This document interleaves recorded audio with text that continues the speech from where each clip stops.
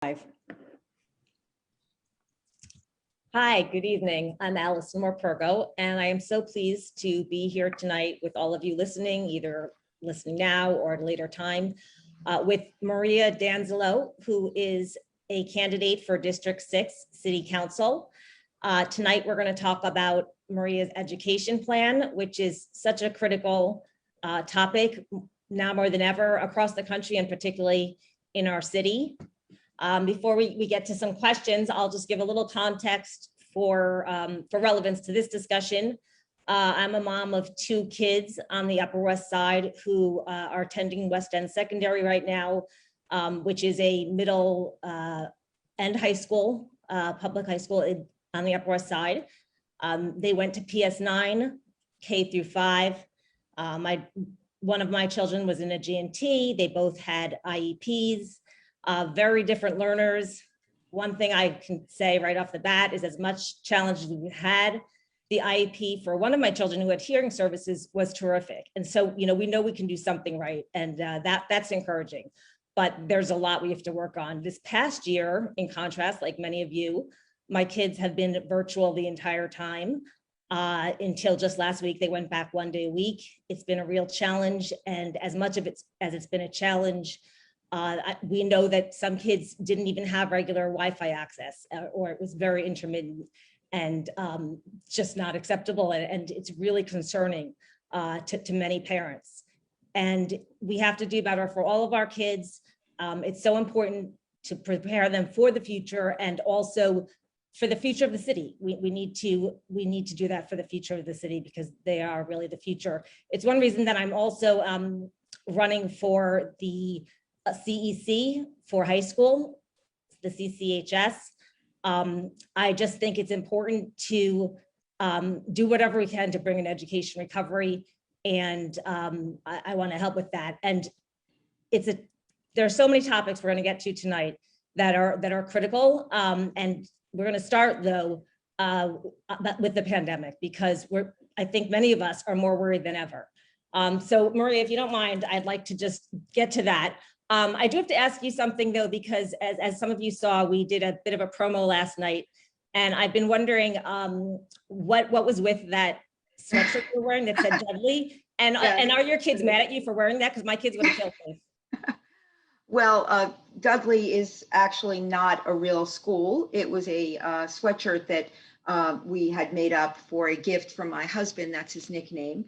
And the kids all wore Dudley shirts to school in that pivotal senior year of high school when everybody wants to know where are you going to college. And so to take the pressure off and like diffuse the competitiveness, we decided to have a Dudley shirt for the kids so that they could be proud to be Dudley. And as Allison pointed out, before, all schools are great schools, even Dudley. So the kids should be proud of the schools they attend, wherever that is. And just a shout out to all those parents out there who just heard about their children's college admissions. And, congratulations to all of you. And I know it's a very long and hard journey when you're raising children in New York City. So, best of luck to the kids and the decision-making process for those who have a few choices or on wait lists.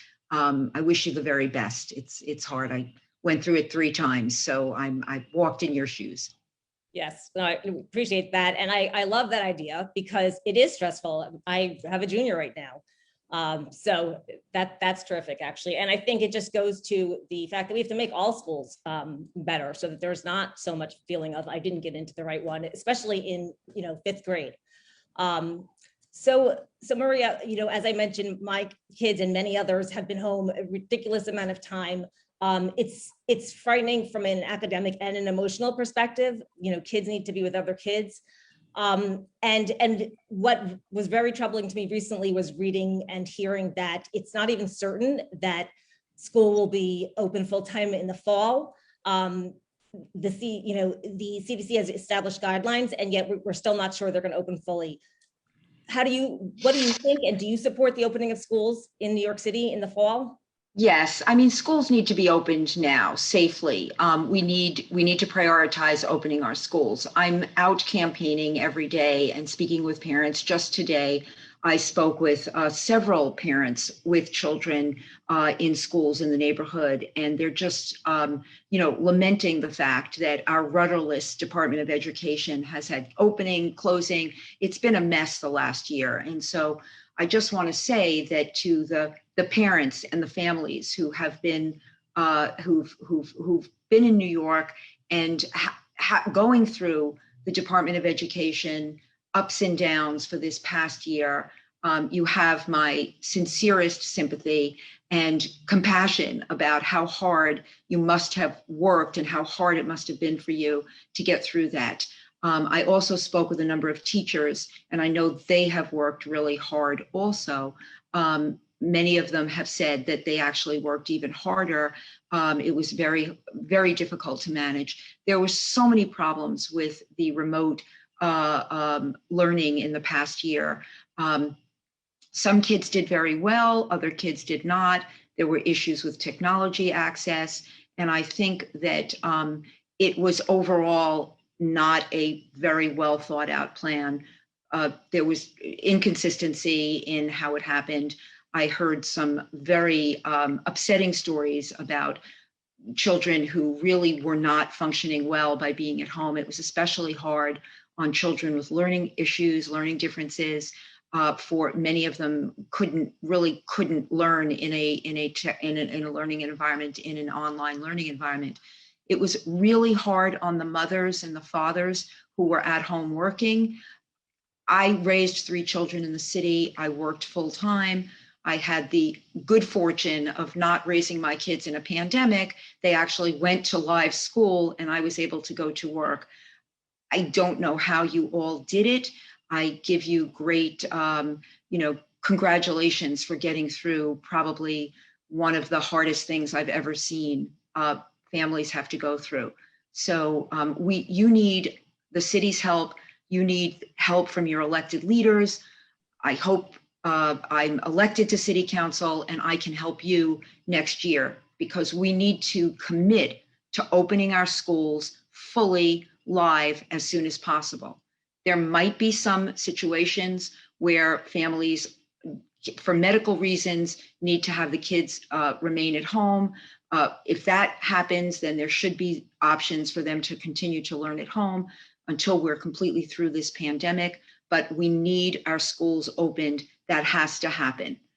I did hear that there is a lawsuit. There's a couple parents in our neighborhood who are plaintiffs in a lawsuit that was brought against the city recently to force them to, actually the lawsuit was brought against the Department of Education, and it was to require the Department of Education to commit to fully opening the schools. And I support that. I hope it happens. Let's commit to it. Let's give clarity to the situation. I think we need, clear and a clear answer on what's happening so that parents can make appropriate plans going forward. Yeah, no, absolutely, Maria. When you say you don't know how parents did it, I can tell you it was not graceful. And and I know that I was lucky I was able to work from home, and some parents had to make a choice and were not permitted to work from home and had to choose between being there for their kids and their job. And so it's not sustainable in any way. It wasn't sustainable for as long as it lasted. And hopefully this is ending. So like in that regard, there is some good news. We know that there's greatly increased funding coming to, of course, to New York State, to New York City, and for education, both state funds and in the recent case that was brought to increase funding, in particular for the neediest schools, particularly given this last year and how many gaps we have. How do you assure us, or how do we assure ourselves that that funding will be used efficiently and for the benefit of all kids, and not wasted, and particularly with what's happened with the last year in mind? Sure. Well, I think it's great that we will be getting this extra funding, and I would like to say that I believe it should be used to augment the learning environment for children in the system this past year who I think might have lost a year of learning. I know there was possibly some real setbacks that many children experienced, not only educational in terms of what they were learning, but also social and emotional. It is very difficult for children to be isolated at home in front of a computer. I heard stories of children who transferred to a new school in September and had not met a single person in their class live for the year. And for the younger grades especially, it was especially troubling that they weren't able to be in a learning environment. We experienced quite a loss of students over the year. I believe it was primarily in the lower grades. It was a decline of 4% overall in the city, with a 9% drop in enrollment in 3K through kindergarten. So these are really big problems, really big failures. Those are the years that are so critical to a child's development. So in terms of the federal money coming in, I would love to see us provide extra learning experiences, summer school, longer hours in the fall, going into the fall. I think that would be a great use of the money. I think we need to have smaller class size, especially in the pre-K through, say, second, third, fourth grade. It's really important that we have smaller class size. It's really important that we have students being given every opportunity to have that foundation that's so important for them as they go forward. It's especially important in terms of identifying learning differences. I'm a mother of 3 children. I raised my 3 children in New York City, and I have 3 very different children with very different learning styles. And I can tell you, it is really important that if there are learning issues, that they're identified as early as possible. The best outcomes happen when learning differences are identified early and kids get services and help. And by the time they're in, say, 7th, 8th grade and into high school, they're completely integrated and caught up, and there's rarely an issue. The big problems happen when learning issues go undiagnosed, and then the child continues to struggle and gets into the high school years and is not able to read or write at grade level. So it's critical that we have small class sizes in the early years.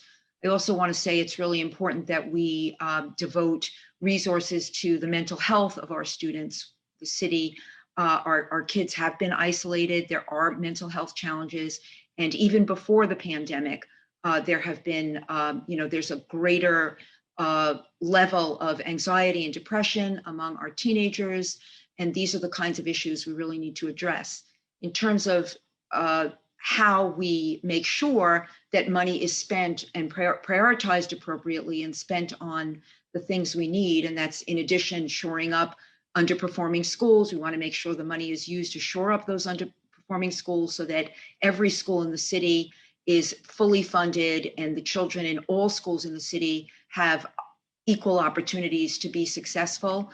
So in terms of making sure that the federal money coming in is distributed equitably, and in terms of that it's going to the kinds of programs that really are going to get to these problems, I think we need to have some kind of a transparent dashboard or some sort of a mechanism for communicating to parents very transparently how money is spent. We have the technology to do that. We can do a DOE dashboard that shows money coming in, what it's spent on, and I think that would be a groundbreaking way of communicating with our parents. And I think we need that, especially since we've experienced a rudderless DOE for so long, to build trust again with our Department of Education and really send the message that you, the parents, are in this as partners in the education of our children. Right. Absolutely. I think it's so critical that we can help our parents help the kids. And when they don't know what's going on, or when they're not, when the communication is challenging as it's been, it's really hard to best position parents and caretakers to help and be the resource that we need. So I think that, you're right, that's so important. Speaking of the role of parents and input, the community education councils are really important. They're advisory bodies, they're evaluating bodies, a big part of the fabric of the New York school system. And a question that comes up, and people have different feelings on this, is whether members of the CEC should have to be parents of children in our schools. And right now, it's possible not to be. And I'm wondering what you think about that. Yeah.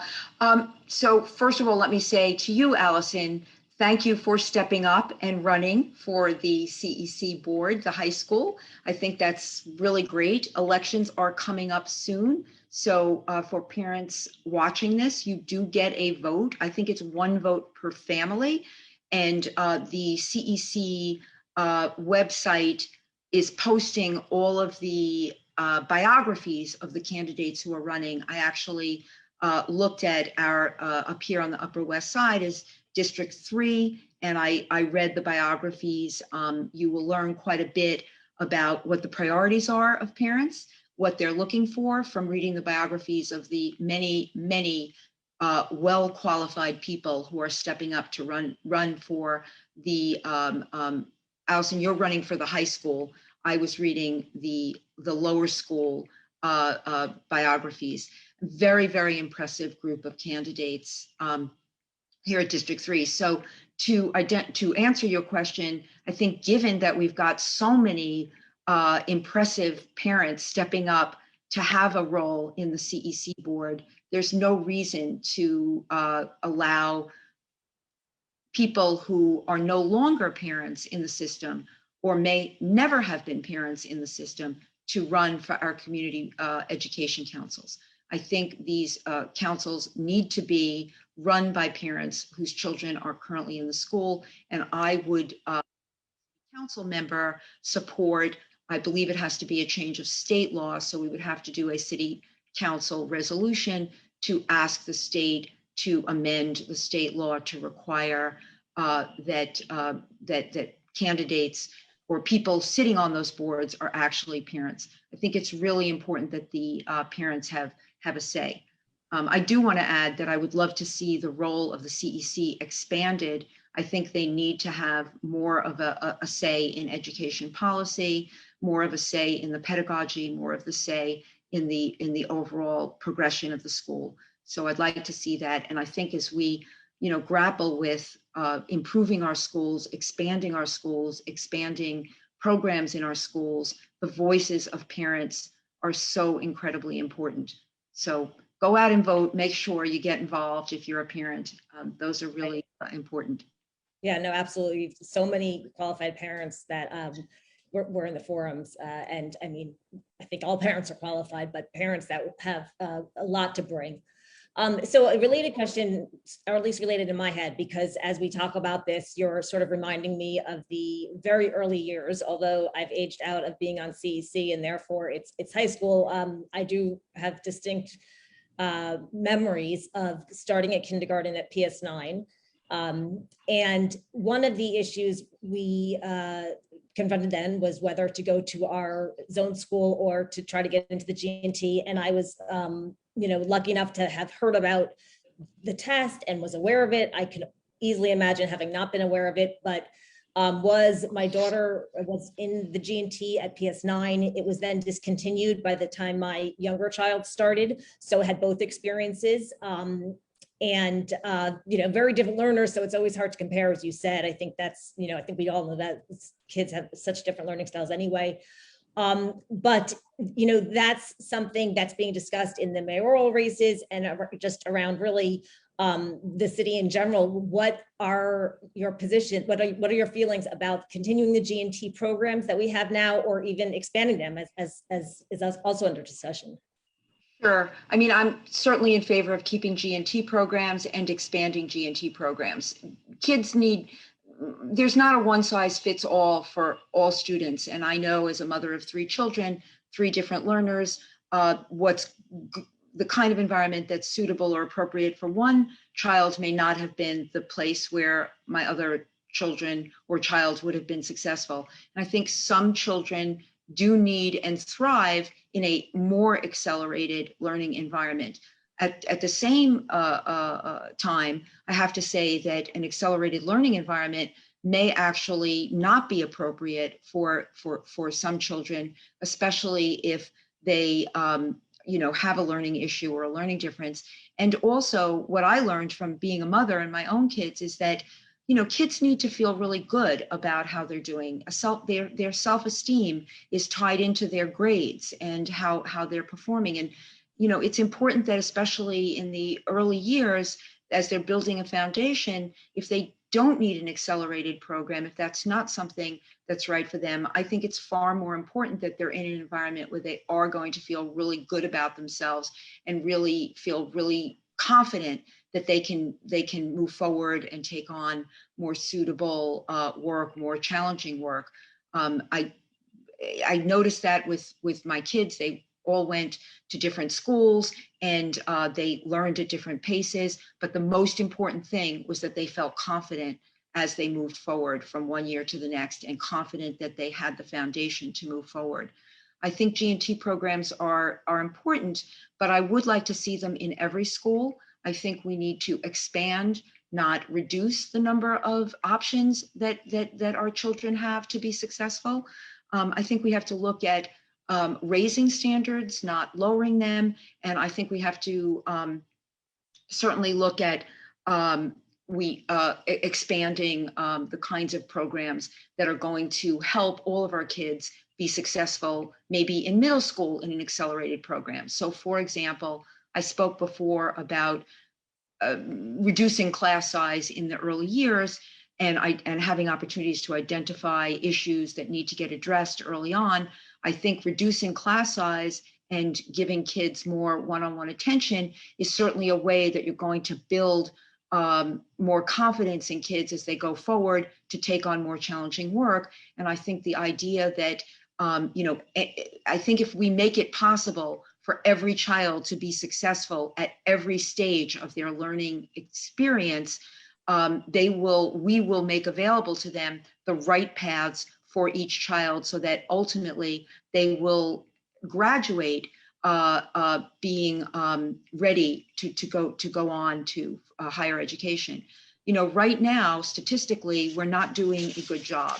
And, the Department of Education has really failed our kids. I mean, there's no other way to say it. It is not working. Graduation rates are about 75%. The dropout rate is still hovering around the 7.5%. That's really high. But most important of all, student proficiency in English is still below 50% at 47.4%. You can't, student proficiency in English below 50%. Student proficiency in math, 45.6%, below 50%. So we're spending $28,000 per student on their education, yet this is the outcome that the Department of Education is producing. We are supposedly one of the greatest, or in my opinion, the greatest city in the world. We must do better. We must demand from our leaders that they do better in delivering high quality education to every single student in this city. We have the money for it. We have the people to do it. We just need the will. We need the will to make this system work for every single student. The jobs of the future require a higher level of knowledge in math, technology, critical thinking skills, analytical skills. We're not going to be producing the kids who are going to be able to take advantage of these wonderful jobs of the future if we don't fix this problem and really fix it in a very serious way. We have to look at it pedagogically. Are we providing the right environment for learning? Are we providing the right learning? Are we supporting our kids properly? Are we supporting our teachers properly? Is class size where it needs to be? Is there accountability from the superintendent level, principals, classroom teachers, and on up? And we have to start doing this. And that's why we need a change in leadership. We need a different mindset in how we're approaching education. We need people who are deeply committed to education, or deeply committed to making this work, who aren't going to blame somebody else for the problem. We don't want to do that anymore. There's no, well, that wasn't my job, or I'm not in charge. We need to take responsibility for this. The city council needs to take responsibility for its role, that we need to elect a new mayor who's going to appoint a chancellor who's going to take responsibility, and we all need to work together. But this election coming up in June is critically, critically important. We must elect a mayor who we believe is going to prioritize fixing the DOE. We need a comptroller who's going to prioritize holding the DOE accountable. We need city council members who are going to prioritize this. And this has to happen. So we really need everybody to commit to get out and vote, hopefully vote for me. I think I can do it. I think I have the skill set to do it. I certainly have the knowledge and experience to do it. I should mention that in my career in the private sector, I'm an attorney. I worked for 35 years in the private sector, and I worked for I worked in the educational division of a major publishing company, where I worked in educational publishing, First Amendment, copyright, and I dealt with very big, budgets and a litigation program, and I know quite a bit about educational pedagogy. So I definitely have the experience to bring, I have the experience to get this done, and to bring my experience to the table to really move forward and fix this educational system and make it possible for every child to be successful in our New York City public schools. I really want New York to be the leader in educating children. I want people to want to move to New York because we have great education. I want our kids to be so well educated after a New York City public school that our kids can go to any school for advanced degrees, if that's what they choose to do or not, but that they are ready to take on the jobs of the future. They're ready to be they're really ready to take on the technology jobs, the jobs in the healthcare fields, in mental health, in law, all of the great jobs that that are going to be available to our kids in the future. But we can't deliver that to our kids unless we have the will to do it. So Maria, see, we're just about out of time. I guess I don't know if you have time for one more question. Sure. So there are so many priorities, and even more so now with little time. Last night there was a forum that you participated in for Place New York, which I highly recommend to other parents. By the way, it was just really thought-provoking on many levels, and I'm sure you could find it on online somewhere. But you were asked at one point, all the candidates were asked at one point about special programming like physical activity, like dual language programs. And I think about that as a parent, and I would love my kids to do all of that, but I often think, but it's a tough question, because it's like they need to focus on certain things just to graduate and to be able to get a job. And are those nice to have, or are those critical? So what is your view on that? And do you think we need more of that in the schools? Yeah, that was probably the hardest question last night for me to answer. I was given, you had to pick one. I won't make you pick one. Okay, good. Yeah, they gave you three choices. The arts, I think it was art and music, physical education, or science and engineering. And I picked science and engineering as you only got to pick one. So I picked that because I thought very quickly, and they asked me first, so I only had like a second to think about it, but thought, well, physical education they could do after school, and the arts it is so incredibly important. But for me, I went with the science and technology because I think the primary function of the education is to actually provide the education, and the arts and music are so important to that education. They're so integral to the education. So it's almost impossible for me to prioritize the two, but I was thinking about those skills that you need in high school, especially, and you have to have that grounding early on in especially in math, you have to have good, solid foundation in math in order to be able to move forward.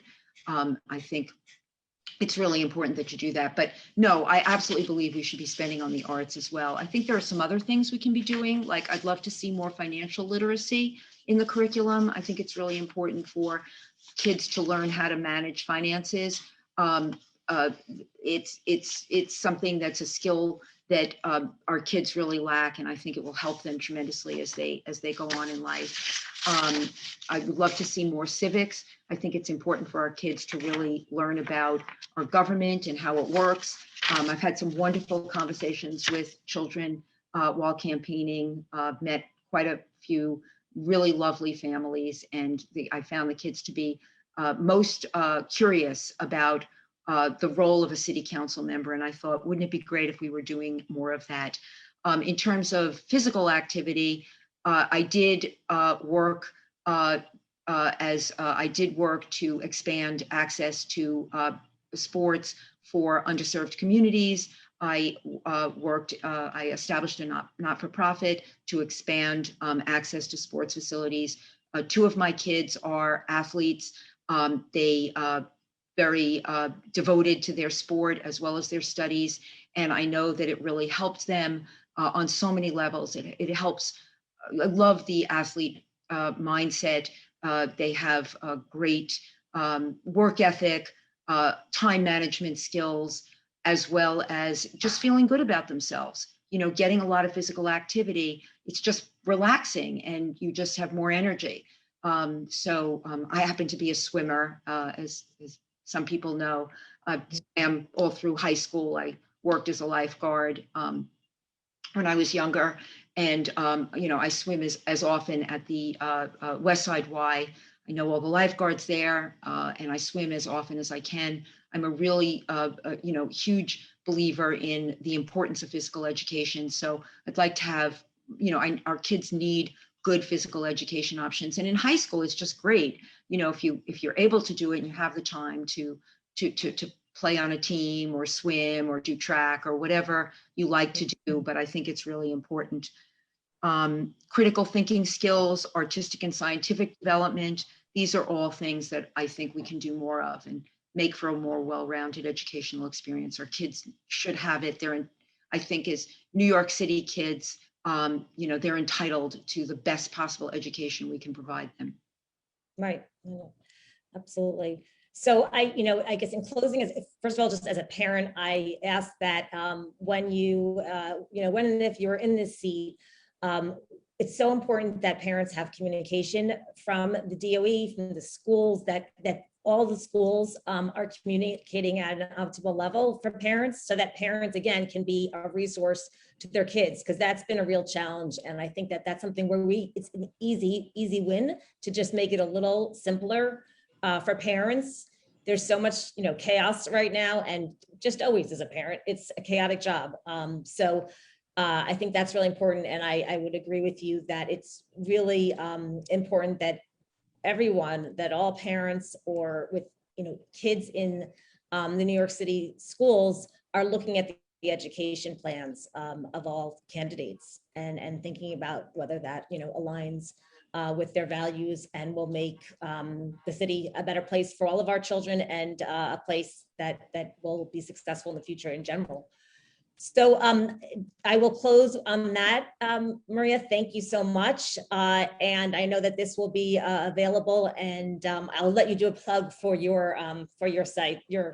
Oh, thank you. So I want to say thank you to Allison, and thank you to everyone for joining us this evening.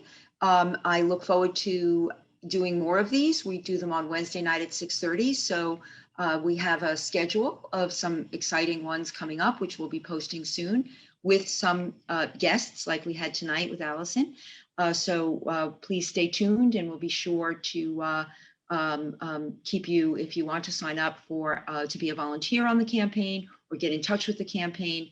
Just go to my website, which is mariadanzilo.com. Again, I'm City Council candidate for District 6.